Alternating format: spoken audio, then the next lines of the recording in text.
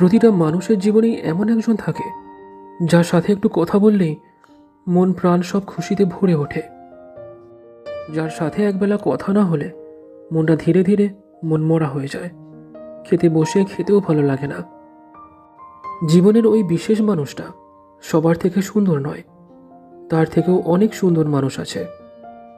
আর কারণ ওই মানুষটাকে প্রথমে ভালোবাসা দিয়েছি, নিজের স্নেহের অনুভূতির সাথে তাকে জুড়েছি, তারপর তাকে পছন্দ করেছি। হ্যাঁ, এটা সত্যি, আগে ভালোবাসার জন্ম হয়েছে, তারপর পছন্দ বলে জিনিসটা হয়েছে। তাই ওই মানুষটা আমার কাছে না এক সত্যিকারের বিশেষ মানুষ, যার গুরুত্ব আমার কাছে অনেকটা, যার মূল্য আমার কাছে অনেকটা। যদি কাউকে দেখে আগে পছন্দ হলে তারপর ভালোবাসবে, এমনটা ভেবে থাকো, তাহলে না ভালোবাসতে পারবে, না সারা জীবন পছন্দ করতে পারবে। কোনো মানুষ কখনো সারা জীবন পছন্দ মতো হয়ে থাকে না, কারণ পছন্দের জিনিসটা অপছন্দ হতে বেশি সময় লাগে না। তবে ভালোবাসার জিনিসটা কখনোই ঘৃণাতে পরিণত হয় না। দুটো মানুষ একসঙ্গে থাকুক বা না থাকুক, ভালোবাসা একবার হয়ে গেলে সত্যি বলতে তাকে আর থামানো যায় না।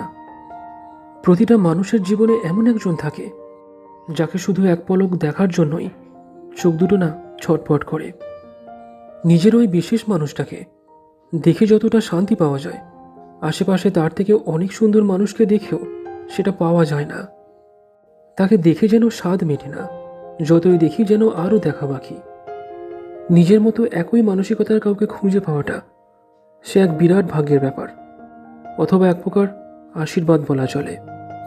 মানুষটা এক প্রকার জীবন্ত আয়নার মতো সামনে থাকে, যেখানে নিজের সমস্ত ভাবনা কল্পনাগুলো প্রতিফলিত হতে দেখা যায়। কোনো রকমের ভুল বোঝাবুঝি ছাড়াই তার সাথে যেন যে কোনো বিষয়ে নির্দ্বিধায় আলোচনা করতে পারি। তোমার চোখ দেখে অথবা মুখের ভঙ্গি দেখেই যেন সে বুঝে ফেলে মনের না বলা কথাগুলো। ঠিক যেমন কোনো কিছু নিজের কাছে লুকানো যায় না, তার কাছেও সেটা করা যায় না। তাই যদি জীবনে এমন কোনো মানুষকে খুঁজে পাও অথবা জীবনে থাকে, তাহলে তোমার থেকে ভাগ্যবান বা ভাগ্যবতী আর নেই পৃথিবীতে। এটা এক প্রকার আশীর্বাদ, যেটা সবার কাছে থাকে না।